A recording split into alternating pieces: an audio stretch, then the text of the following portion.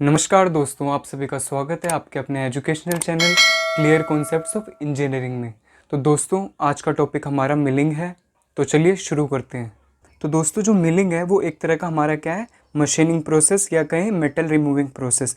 तो दोस्तों, जो हमारा वर्क पीस होता है उसका जो मटेरियल होता है उसको हम कट करते हैं with the help of multi tooth rotating cutter की मदद से। ठीक है दोस्तों, ताकि हम क्या कर सकें, उस वर्क पीस पे डिज़ायर्ड सरफेस फिनिश यानी जो हम चाहते हैं सरफेस फिनिश वो हम उसमें प्रोवाइड करा सकें। ठीक है। तो दोस्तों, इस मिलिंग प्रोसेस में क्या करते हैं, हम जो हमारा वर्क पीस है उसको फेड करवाते हैं रोटेटिंग कटर के अगेंस्ट में। ठीक है दोस्तों। तो दोस्तों, जैसे कि आप इस फिगर में देख सकते हो, हमारे पास एक मल्टी टूथ रोटेटिंग कटर है जो कि क्लॉकवाइज डायरेक्शन में रोटेट कर रहा है। ठीक है।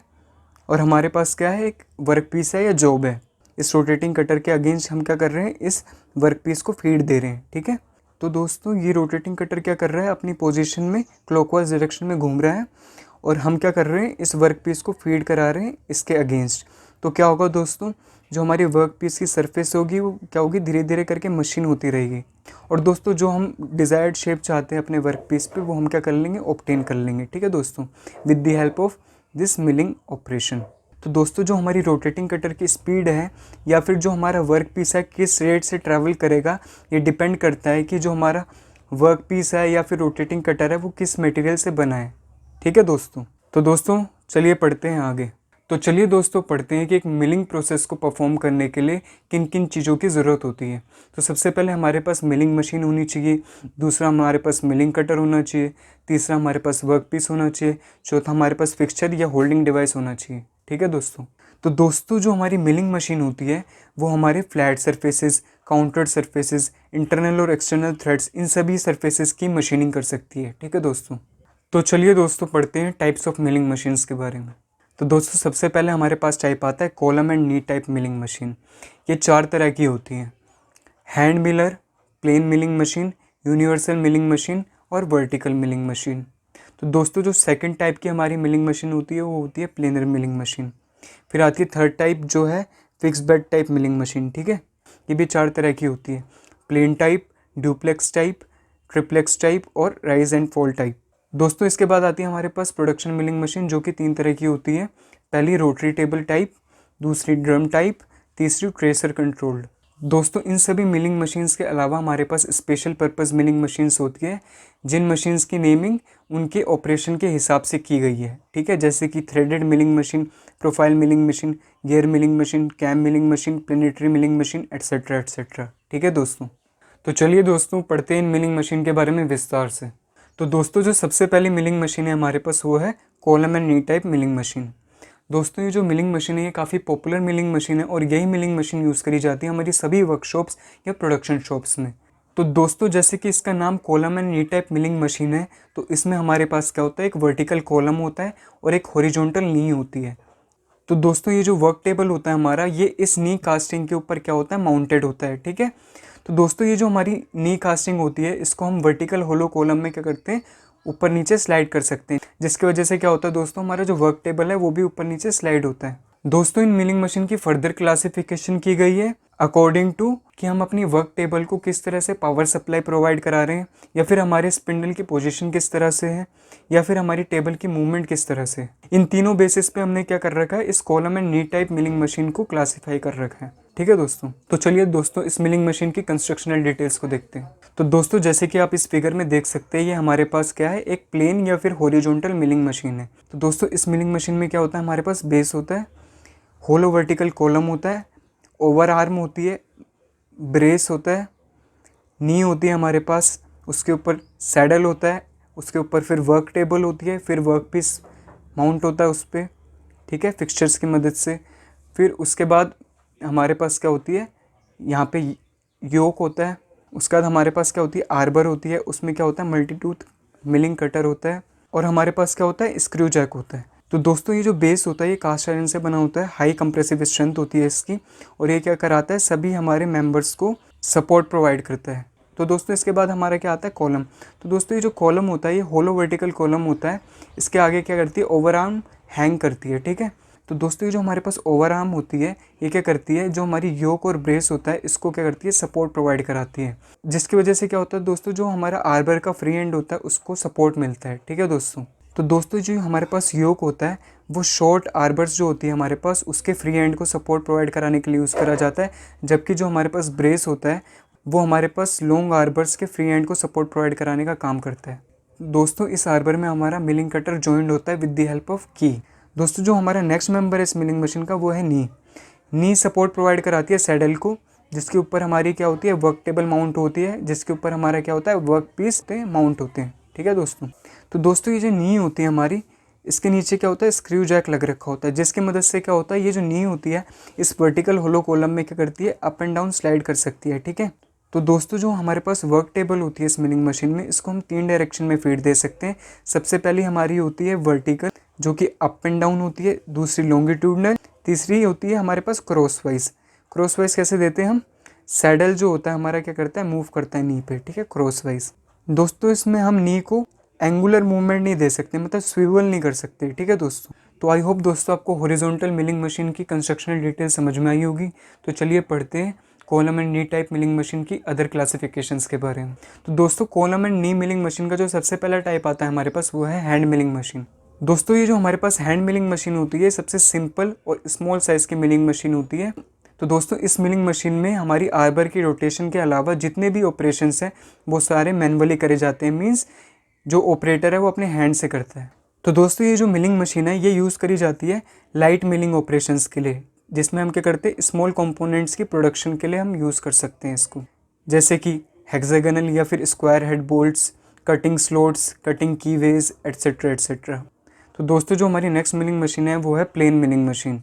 तो दोस्तों ये जो प्लेन मिलिंग मशीन होती है इसको हम हॉरिजॉन्टल मिलिंग मशीन भी कहते हैं। इसकी कंस्ट्रक्शनल डिटेल्स अभी हमने पीछे पढ़ी। ये काफ़ी रिजिड और स्ट्रॉन्ग होती है दोस्तों। तो दोस्तों ये मेनली हैवी जॉब्स की मशीनिंग के लिए यूज़ करी जाती हैं। तो दोस्तों इन मशीन में हम जो टेबल मूवमेंट देते हैं वो हम मैनुअली भी दे सकते हैं, साथ ही साथ में पावर की मदद से भी दे सकते हैं। ठीक है दोस्तों column and knee type milling machine के और 2 टाइप्स होते हैं जिनको मैं लिखना भूल गया था, बट मैं वो आपको बोल के समझा रहा हूँ। इसके अलावा दोस्तों जो हमारी नेक्स्ट टाइप होती है column and knee type milling machine में वो होती है यूनिवर्सल मिलिंग मशीन। तो दोस्तों इस मिलिंग मशीन को काफ़ी वर्सेटाइल माना गया है लेथ मशीन के बाद, क्योंकि ये काफ़ी सारे ऑपरेशन परफॉर्म कर सकती है। ठीक है दोस्तों, तो दोस्तों ये जो हमारे पास यूनिवर्सल मिलिंग मशीन है ये हमारी प्लेन या फिर हॉरिजॉन्टल मिलिंग मशीन से अलग इस तरह से हो जाती है कि इसमें वर्टिकल, क्रॉस और लॉन्गिट्यूडनल डायरेक्शन के साथ साथ एक और एडिशनल मूवमेंट प्रोवाइड की जाती है। इसमें हमारी जो वर्क टेबल होती है दोस्तों वो स्विवल कर सकती है हॉरिजॉन्टल प्लेन में। तो दोस्तों जैसे कि हॉरिजॉन्टल मिलिंग मशीन में एक ड्रॉबैक था कि हम उसके वर्क टेबल को स्विवल नहीं कर पाते थे या एंगल में टर्न नहीं कर पाते थे, तो वो दोस्तों हम इस यूनिवर्सल मिलिंग मशीन में कर पाते हैं। तो दोस्तों इस मिलिंग मशीन में क्या होता है, हमारे पास एक सर्कुलर ग्रेजुएटेड बेस होता है, वो सैडल के ऊपर प्रोवाइड कराया जाता है, जिसकी मदद से क्या होता है दोस्तों हमारी जो वर्क टेबल होती है वो ईजिली एंगुलर मूवमेंट्स भी प्रोवाइड करा सकती है। ठीक है दोस्तों, तो दोस्तों ये जो यूनिवर्सल मिलिंग मशीन है इससे हम हेलिकल या स्पाइरल फ्लूइड्स या ग्रूव्स भी काट सकते हैं। ठीक है दोस्तों इस मिलिंग मशीन में हम जो इसकी ओवर आर्म होती है इसको हम डिटैच भी कर सकते हैं या इसको पुश बैक भी कर सकते हैं। ठीक है, पीछे को ढकेल भी सकते हैं। इसके अलावा जो हमारा नेक्स्ट टाइप आता है column and knee type milling machine में वो है ओमनिवर्सल मिलिंग मशीन। दोस्तों इस ओमनिवर्सल मिलिंग मशीन में हम 2 और एडजस्टमेंट कर सकते हैं जो कि हम प्लेन या फिर यूनिवर्सल मिलिंग मशीन में नहीं कर सकते। पहला एडजस्टमेंट है वो ये है कि जो हमारी नी होती है उसको हम क्या कर सकते हैं स्विवल कर सकते हैं हॉरिजॉन्टल एक्सिस पे, जिससे क्या होती है हमारी टेबल को हम टिल्ट कर सकते हैं। दूसरी जो हमारी एडजस्टमेंट है वो ये है कि हम जो नी है उसको हॉरिजॉन्टली भी मूव कर सकते हैं। ठीक है, तो दोस्तों जो अब हमारी नेक्स्ट टाइप मिलिंग मशीन है वो हमारे पास है fix bed type milling machine. Fix bed type milling machine होती है ये हाई प्रोडक्शन मिलिंग मशीन होती है। तो दोस्तों ये जो fix bed type milling machine होती है इसमें क्या होता है जो हमारी वर्क टेबल होती है वो नी या सैडल पे माउंट ना होकर हमारी फिक्स बेड पे माउंट होती है, और ये केवल और केवल लॉन्गिट्यूडनल मूवमेंट प्रोवाइड कराती है। जबकि जो हमारी प्लेन मिलिंग मशीन थी वो हमें वर्टिकल, क्रॉस और लॉन्गिट्यूडनल तीनों डायरेक्शन प्रोवाइड कराती थी वर्क टेबल की। और दोस्तों हम अपने एडजस्टेबल स्पिंडल हेड को इसके वर्टिकल कॉलम में अटैच कर सकते हैं और उसको वर्टिकल फीड दे सकते हैं। तो दोस्तों जैसे कि आप इस फिगर में देख सकते हैं ये हमारे पास fix bed type milling machine है, जिसमें हमारे पास क्या है एक बेस है जो कि कास्ट आयरन का बना हुआ है और सभी स्ट्रक्चरल मेंबर को क्या कर रहा है सपोर्ट प्रोवाइड करा रहा है। उसके बाद क्या है दोस्तों हमारे पास एक वर्टिकल होलो कॉलम है जिसमें एक स्क्रू प्रोवाइड करा गया है, जिसमें क्या है दोस्तों हमारा एडजस्टेबल स्पिंडल हेड अटैच हो रखा है।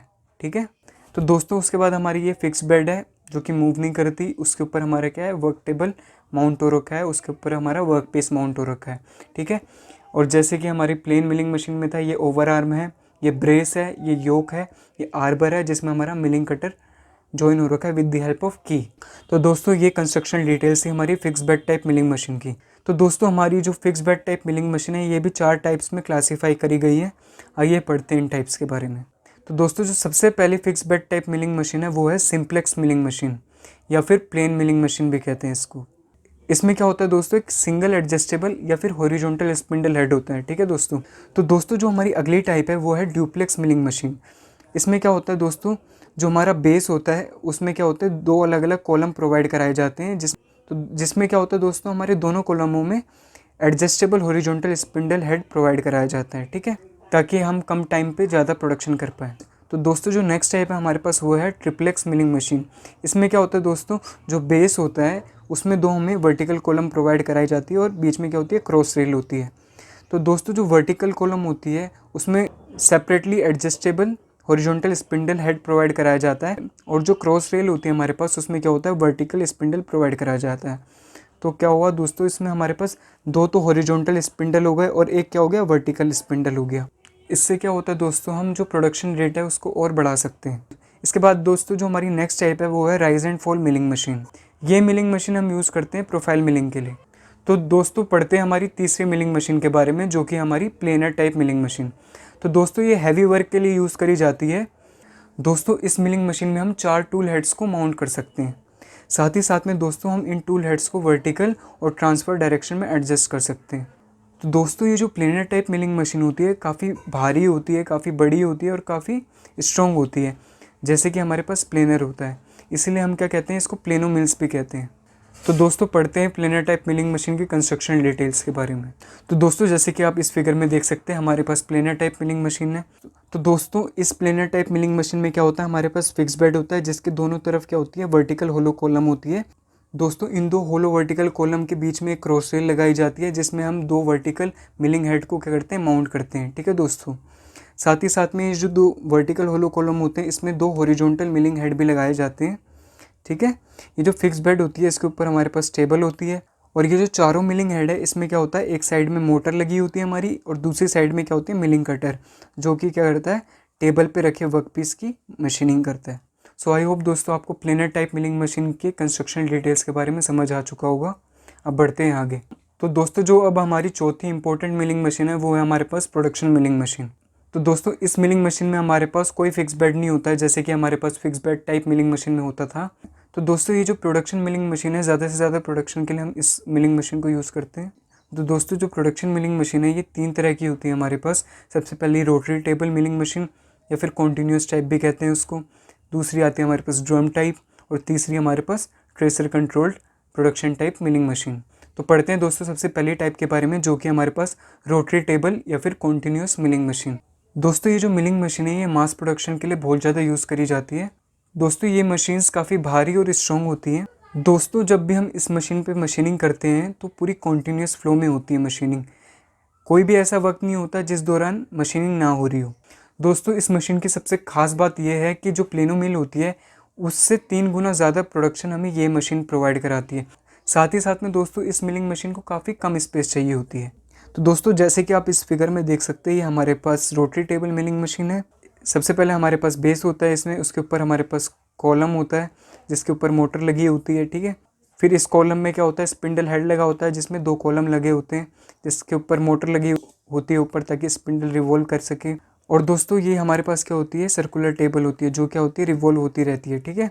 इसके ऊपर हम क्या करते हैं, वर्क पीस को माउंट करते हैं। सो आई होप दोस्तों आपको रोटरी टेबल मिलिंग मशीन भी समझ आ चुकी होगी। तो दोस्तों जो हमारी नेक्स्ट टाइप है वो है ड्रम टाइप मिलिंग मशीन। तो दोस्तों ये जो मिलिंग मशीन होती है काफ़ी हैवी ड्यूटी प्रोडक्शन के लिए यूज़ करी जाती है। दोस्तों इस मशीन की मदद से हम जो हमारे पास वर्क पीस है उसके दोनों एंड फेसेस की एक साथ मशीनिंग कर सकते हैं, ठीक है दोस्तों इस मिलिंग मशीन में क्या होता है, जो हमारी पेरीफेरी होती है ड्रम की उसके अलोंग क्या होते हैं, हमारे फिक्सचर्स माउंट होते हैं जिसमें हम क्या करते हैं, वर्क पीस को ग्रैब करते हैं। और दोस्तों जैसे ही हमारे वर्क पीसेस फिक्सचर्स में ग्रैब होते हैं तो हमारा जो ड्रम होता है वो रोटेट होना शुरू हो जाता है, और जो हमारे कटर्स होते हैं वो उनकी मशीनिंग करना स्टार्ट कर देते हैं, और हमें क्या होता है, रिक्वायर्ड सरफेस फिनिश हमें प्रोवाइड हो जाती है। तो दोस्तों जो हमारी नेक्स्ट टाइप है प्रोडक्शन मिलिंग मशीन में वो है हमारी ट्रेसर कंट्रोल्ड मिलिंग मशीन। दोस्तों इस मिलिंग मशीन को हम डुप्लीकेटर भी कहते हैं, डाई सिंकर भी कहते हैं, कैलर मशीन भी कहते हैं और काउंटर मिलिंग मशीन भी कहते हैं। दोस्तों ये वर्टिकल मिलिंग मशीन का इम्प्रूव्ड वर्जन है। दोस्तों इन मिलिंग मशीन को हम स्पेसिफिक पर्पस के लिए यूज़ करते हैं, that is for production of dice. दोस्तों इन मिलिंग मशीन को हम स्पेसिफिकली यूज़ करते हैं डाइस की प्रोडक्शन के लिए। जिन डाइस का हम यूज़ करते हैं प्रेस वर्क में, डाई कास्टिंग में, फोर्जिंग में या और अदर ऑपरेशंस में। दोस्तों इस मिलिंग मशीन में हमें एक टेम्पलेट प्रोवाइड कराई जाती है जिसमें क्या होती है, एक 3 डायमेंशनल रेप्लिका होती है। इसकी शेप उसी तरीके की होती है जिस तरीके का हमें वर्क पीस में शेप प्रोवाइड कराना होता है। ठीक है दोस्तों इन सभी मिलिंग मशीन्स के अलावा हमारे पास और भी मिलिंग मशीन्स होती है जो कि स्पेशल पर्पसेस के लिए होती है। जैसे कि हमारे पास होती है threaded milling machine, profile milling machine, gear milling machine, cam milling machine, planetary milling machine, etcetera etcetera. तो चलिए दोस्तों पढ़ते हैं हमारा नेक्स्ट टॉपिक। तो चलिए दोस्तों पढ़ते हैं मिलिंग मशीन एसेसरीज़ के बारे में। मिलिंग मशीन की एसेसरी में सबसे पहले एसेसरी आती है हमारे पास आर्बर्स। तो दोस्तों ये जो आर्बर्स होते हैं ये यूज़ करे जाते हैं मिलिंग कटर को होल्ड करने के लिए मिलिंग मशीन में। दोस्तों जितने भी हमारे मिलिंग कटर्स होते हैं वो इस आर्बर में माउंट होते हैं। दोस्तों ये जो हमारी आर्बर होती है ये हमारी मिलिंग मशीन के नोज स्पिंडल में हेल्ड होती है with the help of draw bolt arrangement. और दोस्तों जो हमारा मिलिंग कटर होता है उसको हम आर्बर में की के मदद से माउंट करते हैं। दोस्तों जो हमारा आर्बर होता है वो बड़ा भी हो सकता है और छोटा भी। जो बड़ा होता है उसको हम स्टैंडर्ड भी कहते हैं, ठीक है, और जो छोटा होता है उसको हम स्टब कहते हैं। दोस्तों जो हमारे पास स्मॉल शेल एंड मिल्स होते हैं, फेस मिल्स होते हैं या फिर साइड या फेस कटर्स होते हैं, वो क्या होते हैं हमारे स्टब आर्बर्स, यानी जो छोटे आर्बर्स होते हैं उनके फ्रंट एंड में क्या होते हैं, माउंट होते हैं। दोस्तों कुछ आर्बर्स जो काफ़ी शॉर्ट होते हैं उनका जो फ्री एंड होता है उसको हम सपोर्ट नहीं प्रोवाइड कराते। दोस्तों जैसे कि आप इस फिगर में देख सकते हैं यहाँ हमारे पास स्टैंडर्ड आर्बर है, मीन्स लॉन्ग आर्बर है। तो दोस्तों जैसे कि आप इस फिगर में देख सकते हैं हमारे पास स्टैंडर्ड आर्बर है, मीन्स लॉन्ग आर्बर, बड़ा आर्बर। सबसे पहले हमारे पास क्या है, इसमें शैंक है जो कि ग्रैब होती है हमारी नोज स्पिंडल में, ठीक है। उसके बाद क्या है, हमारे स्पेसिंग कॉलर्स है जिसके बीच में क्या होता है, मिलिंग कटर हमारा माउंट होता है विद द हेल्प ऑफ की। फिर आती है हमारे पास बियरिंग स्लीव, ठीक है। उसके बाद आता है हमारे पास नट। तो पढ़ते हैं दोस्तों हमारी नेक्स्ट एसेसरी के बारे में जो कि है कॉलेट्स। तो दोस्तों जो हमारे पास मिलिंग कटर्स होते हैं उसमें या तो स्ट्रेट शैंक होती है या फिर क्या होती है, इंक्लाइंड शैंक होती है। तो जो हमारे स्ट्रेट शैंक वाले मिलिंग कटर्स होते हैं वो इन कॉलेट्स में क्या होते हैं, हेल्ड होते हैं। तो दोस्तों ये जो कॉलेट होता है ये यूज़ करा जाता है स्ट्रेट शैंक वाले मिलिंग कटर्स को होल्ड करने के लिए। और दोस्तों ये जो कॉलेट चेक होता है इसकी क्या होती है, टेपर्ड शैंक होती है, ठीक है। और ये टेपर्ड शैंक किस में लगती है, एडेप्टर में, और वो एडेप्टर फाइनली नोज स्पिंडर में लगता है। तो दोस्तों हमारा जो स्ट्रेट शैंक का मिलिंग कटर होता है सबसे पहले हम उसे इस कॉलेट चक में लगाते हैं, उसके बाद ये कॉलेट हम एडेप्टर में लगाते हैं। फिर ये जो पूरी असेंबली होती है एडेप्टर के साथ, इसको हम फिक्स करते हैं जो हमारा मिलिंग मशीन होती है उसकी नोज स्पिंडल के आगे with the help of draw bolt arrangement. दोस्तों कॉलेट जो है डिफरेंट साइजेस में अवेलेबल है मार्केट में according to different milling cutter shanks. तो पढ़ते हैं दोस्तों हमारी नेक्स्ट एसेसरी के बारे में जो कि है हमारी एडेप्टर्स। तो दोस्तों जैसे कि मैंने आपको बताया था कि जो हमारे मिलिंग कटर्स होते हैं उनकी या तो स्ट्रेट शैंक होती है या फिर टेपर्ड शैंक। तो दोस्तों जो हमारी स्ट्रेट शैंक थी वो तो हमने कॉलेट की मदद से ग्रैब या होल्ड कर ली थी, पर जो हमारी जो टेपर्ड शैंक होती है वो हम एडेप्टर की मदद से होल्ड करते हैं, ठीक है दोस्तों।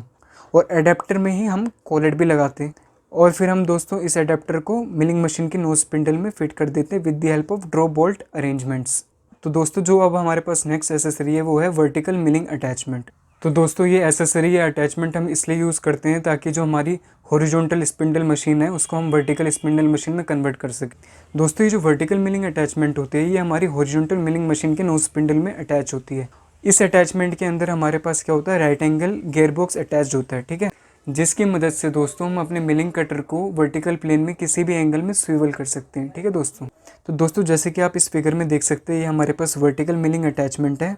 इसमें दोस्तों हमारे पास ये स्पिंडल है, ये हमारे पास मोटर है स्पिंडल को रोटेट कराने के लिए, ये हमारे पास आई बोल्ट है ताकि हम लिफ्ट कर सके इसको ऊपर नीचे। दोस्तों इन एसेसरीज़ के अलावा हमारे पास और भी एसेसरीज़ होती है जैसे कि डिफरेंट टाइप्स ऑफ वाइसेस हो गए हमारे पास, इंडेक्सिंग हेड हो गए या टेल स्ट्रोक हो गया। सो आई होप दोस्तों आपको मिलिंग मशीन की एसेसरीज़ के बारे में जानकारी मिली होगी। तो दोस्तों पढ़ते हैं हमारा नेक्स्ट टॉपिक जो कि हमारे पास मेथड्स ऑफ मिलिंग। तो दोस्तों मिलिंग ऑपरेशन परफॉर्म करने के लिए हमारे पास दो मेथड्स हैं। पहला है अप मिलिंग जिसको हम कन्वेंशनल मेथड भी कहते हैं, दूसरा हमारे पास है डाउन मिलिंग जिसको हम क्लाइंब मेथड भी कहते हैं, ठीक है दोस्तों। तो दोस्तों ये जो अप मिलिंग मेथड है इसमें क्या करते हैं, हम अपनी वर्क टेबल को फेड कराते हैं मिलिंग कटर की मूवमेंट के अगेंस्ट। जबकि जो हमारा डाउन मिलिंग मेथड है उसमें क्या करते हैं हम, जो हमारी वर्क टेबल है उसको फेड कराते हैं सेम डायरेक्शन में जिस डायरेक्शन में हमारा क्या कर रहा है, मिलिंग कटर रोटेट कर रहा है। दोस्तों जब हम अप मिलिंग मेथड से मशीनिंग करते हैं तो जो हमारी चिप थिकनेस होती है वो शुरुआत में क्या होती है, बहुत कम होती है, ठीक है। और इसमें जो हमारा मिलिंग कटर है वो क्या करता है, स्लाइड करता है वर्क सरफेस पर जब तक कि सफिशिएंट प्रेशर डेवलप ना हो जाए हमारी वर्क पीस को बाइट करने के लिए, ठीक है। तो दोस्तों जब हम डाउन मिलिंग मेथड यूज़ करते हैं मिलिंग ऑपरेशन को परफॉर्म करने के लिए, तो इसमें क्या होता है दोस्तों, जो हमारा मिलिंग कटर होता है वो फुल एंगेजमेंट दिखाता है शुरुआत से लेके अंत तक। तो जिससे क्या है दोस्तों, हमारा जो स्लाइड हो रहा था अप मिलिंग के दौरान वो नहीं होता है। इसकी वजह से हमें दोस्तों वर्क सरफेस पे बेटर सरफेस फिनिश मिलती है, साथ ही साथ में जो हमें टूल की लाइफ है वो भी ज़्यादा मिलती है। तो चलिए दोस्तों पढ़ते हैं हमारा नेक्स्ट टॉपिक जो कि है मिलिंग ऑपरेशन। तो दोस्तों सबसे पहला मिलिंग ऑपरेशन है फेस मिलिंग। दोस्तों ये जो फेस मिलिंग ऑपरेशन है वो यूज़ करा जाता है उन फ्लैट सरफेसेस की मशीनिंग करने के लिए जो कि परपेंडिकुलर होती है कटर की एक्सिस की। तो दोस्तों इस ऑपरेशन के लिए हम क्या करते हैं, फेस मिलिंग कटर का यूज़ करते हैं। तो दोस्तों जैसे कि आप इस फिगर में देख सकते हैं, यहाँ पे हमारा क्या है, फेस मिलिंग ऑपरेशन परफॉर्म हो रहा है, जिसमें हमारे पास क्या है, ये वर्क पीस है जिसको हम क्या कर रहे हैं, फेस मिल से मशीन कर रहे हैं, ठीक है दोस्तों। तो दोस्तों जो अब हमारे पास नेक्स्ट मिलिंग ऑपरेशन है वो है प्लेन या फिर स्लैब मिलिंग ऑपरेशन। तो दोस्तों इस मिलिंग ऑपरेशन का यूज़ हम तब करते हैं जब हमें उन फ्लैट सरफेसेस की मशीनिंग करनी होती है जो कि पैरेलल होती है मिलिंग कटर की एक्सेस के अलोंग। और दोस्तों इस मिलिंग ऑपरेशन के दौरान हम प्लेन या स्लैब मिलिंग कटर का यूज़ करते हैं। और दोस्तों जैसे कि आप इस फिगर में देख सकते हैं, यहाँ पे क्या हो रही है, हमारे पास प्लेन या फिर स्लैब मिलिंग हो रही है। इसमें हमारे पास ये वर्क पीस है और ये हमारे पास स्लैब मिल है जो क्या कर रहा है, मशीनिंग कर रहा है। तो दोस्तों जो अब हमारा नेक्स्ट मिलिंग ऑपरेशन है वो है हमारे पास एंगुलर मिलिंग। तो दोस्तों ये जो एंगुलर मिलिंग ऑपरेशन है ये यूज़ करा जाता है उन फ्लैट सरफेसेस की मशीनिंग के लिए जो किसी एंगल पे होती है हमारे मिलिंग कटर के एक्सिस से, ठीक है, लेकिन 90 डिग्री नहीं होना चाहिए एंगल।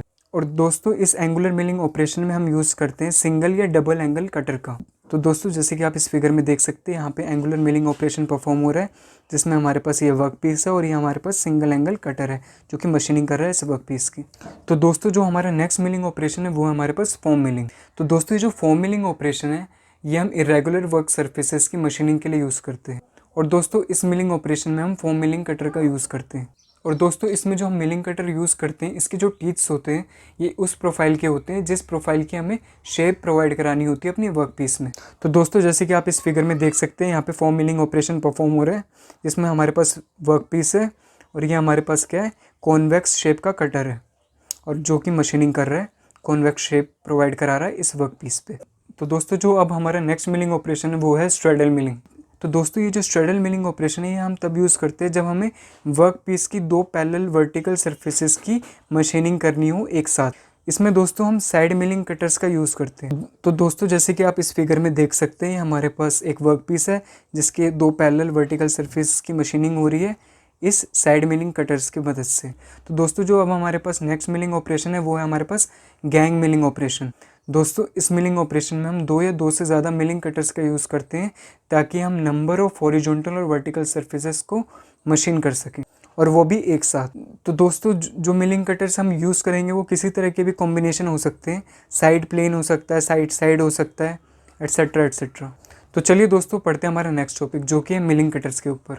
तो दोस्तों जो हमारे पास मिलिंग कटर होते हैं उनके जो टीथ होते हैं या तो स्ट्रेट होते हैं या फिर हेलिकल होते हैं, ठीक है। तो दोस्तों जो हेलिकल टीथ वाले मिलिंग कटर होते हैं उनके जो टीथ का हेलिक्स एंगल है वो राइट हैंड भी हो सकता है या लेफ्ट हैंड भी हो सकता है, ठीक है।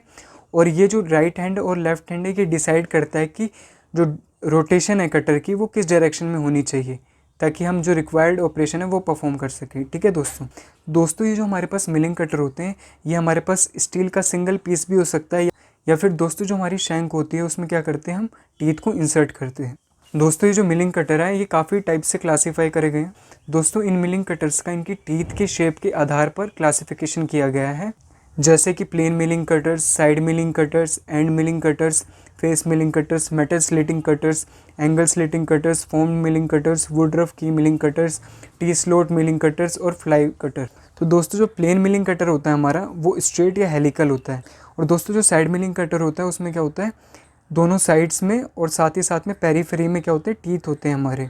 और इस कटर में क्या होता है, बीच में होल भी प्रोवाइडेड होता है। और दोस्तों जो हमारा एंड मिलिंग कटर होता है उसमें शैंक हो भी सकती है, ये शैंक लेस भी हो सकता है, ठीक है दोस्तों। और दोस्तों जो हमारा फेस मिलिंग कटर है ये स्मॉल टाइप का भी होता है और लार्ज टाइप का भी होता है। और दोस्तों जो हमारा मेटल स्लिटिंग कटर होता है ये पार्टिंग ऑफ के लिए यूज़ करा जाता है या फिर थिन स्लॉट्स को कट करने के लिए यूज़ करा जाता है। तो दोस्तों अब पढ़ते हैं कि मिलिंग कटर किस मटेरियल से बनाए जाते हैं। ये हाई कार्बन स्टील से बन सकते हैं, हाई स्पीड स्टील से बन सकते हैं, स्टीलाइट से भी बन सकते हैं, सीमेंटेड कार्बाइड से भी बन सकते हैं, सेरेमिक्स से भी बन सकते हैं। तो दोस्तों जो हाई कार्बन स्टील होता है इसकी जो स्ट्रेंथ होती है कम होती है, इस वजह से क्या है स्मॉल स्केल प्रोडक्शन के लिए यूज़ करा जाता है। और दोस्तों जो सेकंड मटेरियल है हमारे पास वो है हाई स्पीड स्टील। इसका काफ़ी वाइड यूज़ होता है और ये यूज़ करा जाता है जब हमें सॉलिड टाइप कटर्स बनाने हों, ठीक है, मतलब सिंगल पीस कटर्स बनाने हों। और दोस्तों जो हाई स्पीड स्टील है ये काफ़ी ज़्यादा यूज़ करा जाता है क्योंकि इसकी स्ट्रेंथ ज़्यादा होती है हाई कार्बन स्टील से। दोस्तों फिर आते हैं हम तीसरे मटेरियल के ऊपर जो कि हमारे पास स्टीलाइट। जो स्टीलाइट होता है दोस्तों ये काफ़ी ज़्यादा हार्ड होता है और ये यूज़ करा जाता है हार्ड मेटल्स या फिर फोर्जिंग्स या फिर हमारे पास कास्टिंग जो होती है उनकी मशीनिंग करने के लिए। तो दोस्तों आते हैं हम फिर तीसरे मटेरियल के ऊपर जो कि है स्टीलाइट। तो दोस्तों जो स्टीलाइट होता है काफ़ी स्ट्रॉन्ग होता है as compare to high carbon steel और हाई स्पीड स्टील। तो दोस्तों ये यूज़ करा जाता है हमारे हार्ड मेटल्स, फोर्जिंग्स या कास्टिंग्स की मशीनिंग करने के लिए। तो अब आते हैं दोस्तों हमारे पास नेक्स्ट मटेरियल पे जो कि है सीमेंटेड कार्बाइड। तो दोस्तों मिलिंग कटर बनाने के लिए हम सीमेंटेड कार्बाइड मटेरियल तब यूज़ करते हैं जब हमें हाई स्पीड की ज़रूरत हो। और दोस्तों इससे बने मिलिंग कटर्स में क्या होता है जो हमारी शैंक होती है वो ज़्यादातर क्या होती है कार्बन स्टील की होती है। इसमें ये जो सीमेंटेड कार्बाइड मटेरियल के क्या होते हैं टीथ इंसर्टेड होते हैं, ठीक है। और दोस्तों हमारे पास आता है फिर पांचवा मटेरियल जो कि हमारे पास सेरेमिक्स। दोस्तों सेरेमिक्स भी सेम जैसे सीमेंटेड कार्बाइड की टिप्स इंसर्ट करी जाती है कार्बन स्टील की शैंक में, इसी तरह हम क्या करते हैं सेरेमिक्स की भी टीथ को इंसर्ट करते हैं कार्बन स्टील शैंक में। तो दोस्तों हमारे मन में एक और क्वेश्चन आता है कि जो हमारा मिलिंग कटर है उसमें कितने टीथ्स होने चाहिए या फिर जो टीथ्स हैं उनको हम कैसे डिटरमाइन कर सकते हैं। तो दोस्तों ऐसा कोई हार्ड एंड फास्ट रूल नहीं है कि जो हमारे मिलिंग कटर है उसमें इतने टीथ्स होने चाहिए। जो हमारे नंबर ऑफ टीथ्स हैं वो खाली ये डिटरमाइन करते हैं कि जो चिप की थिकनेस है वो हमारी कितनी होगी या फिर जो हमारी पावर की एफिशिएंसी है वो कितनी होगी। तो दोस्तों अगर हम मिलिंग कटर में कम टीथ रखते हैं, लेस टीथ रखते हैं, तो हमारी जो चिप की थिकनेस है वो क्या है ज़्यादा आएगी। जबकि अगर हम ज़्यादा टीथ रखते हैं अपने मिलिंग कटर में तो क्या है हमारी चिप की थिकनेस कम होगी, ठीक है। तो दोस्तों लेस टीथ वाले मिलिंग कटर को हम तब यूज़ करते हैं जब हमें कोर्स मशीनिंग करनी होती है। मींस जब हमें सरफेस फिनिश से कोई मतलब नहीं होता, हमें क्या करनी होती है सिर्फ मशीनिंग करनी होती है ज़्यादा से ज़्यादा, जैसे कि हम कास्टिंग्स में करते हैं, फोर्जिंग्स में करते हैं, ठीक है। और दोस्तों हम ज़्यादा टीथ वाले मिलिंग कटर का तब यूज़ करते हैं जब हमें वर्क सरफेस पे क्या चाहिए हो, बेटर सरफेस फिनिश चाहिए हो, ठीक है दोस्तों। तो इसलिए हम ज़्यादा टीथ वाले मिलिंग कटर को फिनिशिंग के लिए यूज़ करते हैं। सो आई होप दोस्तों आपको मिलिंग कटर के बारे में कुछ जानने को मिला हो। तो दोस्तों जो हमारा नेक्स्ट और लास्ट टॉपिक है वो हमारे पास कटिंग पैरामीटर्स। तो दोस्तों सबसे पहला कटिंग पैरामीटर है कटिंग स्पीड, जो कि होता है डिस्टेंस ट्रेवल्ड पर minute by the cutting edge of the cutter. Means जो हमारी कटर की कटिंग एज है उसने कितना डिस्टेंस ट्रेवल करा 1 मिनट में, इसको हम मेज़र करते हैं कटर की सरकमफ्रेंस पर, ठीक है दोस्तों। तो दोस्तों जो कटिंग स्पीड है इसको हम मीटर पर मिनट या फिर फीट पर मिनट दोनों में एक्सप्रेस कर सकते हैं depending upon the units which are adopted by us. तो दोस्तों जो इसका फॉर्मूला होता है वो होता है πd/1000 for meter per minute and for feet per minute it's formula is πdn/12, जहाँ पे जो हमारा कैपिटल डी है वो क्या है कटर का डायमीटर है और जो हमारा कैपिटल एन है वो क्या है रेवोल्यूशन पर मिनट। तो दोस्तों जो हमारे पास नेक्स्ट कटिंग पैरामीटर है वो है हमारे पास फीड। तो दोस्तों फीड क्या होती है हमारी टेबल की मूवमेंट होती है किसी भी डायरेक्शन में mm में, और इस फीड को हम मैनुअली भी दे सकते हैं और पावर सप्लाई से भी दे सकते हैं, ठीक है दोस्तों। और दोस्तों जो फीड है हम उसको एक्सप्रेस कर सकते हैं 3 तरीके से, फीड पर मिनट, फीड पर टूथ या फिर फीड पर रिवॉल्यूशन से, ठीक है दोस्तों। तो दोस्तों अब हमारा जो नेक्स्ट और लास्ट कटिंग पैरामीटर है वो है मशीनिंग टाइम। मीन्स मशीनिंग के दौरान हमें कितना टाइम लगा, तो वो कैपिटल टी से डिनोट होता है। उसका फॉर्मूला है L/n/f और इसका फॉर्मूला है दोस्तों T=L/n/f मिनट्स, जहाँ पे हमारे स्मॉल f क्या है फीड इन mm पर मिनट और कैपिटल L क्या है हमारा टोटल डिस्टेंस ऑफ टेबल या फिर कटर ट्रैवल, और जो स्मॉल n है हमारा वो क्या है number of cuts. So I hope दोस्तों आपको आज का टॉपिक जो कि मिलिंग है उसके बारे में काफ़ी कुछ जानकारी मिली होगी। और दोस्तों अगर आपको इस टॉपिक से रिलेटेड कोई भी क्वेरी है तो आप हमें कमेंट बॉक्स में कमेंट ज़रूर करिए। और दोस्तों अगर आपको इस वीडियो से थोड़ी सी भी हेल्प हुई हो तो आप हमारी वीडियो को लाइक, शेयर और हमारे चैनल को सब्सक्राइब ज़रूर करिए। आपका बहुत बहुत धन्यवाद।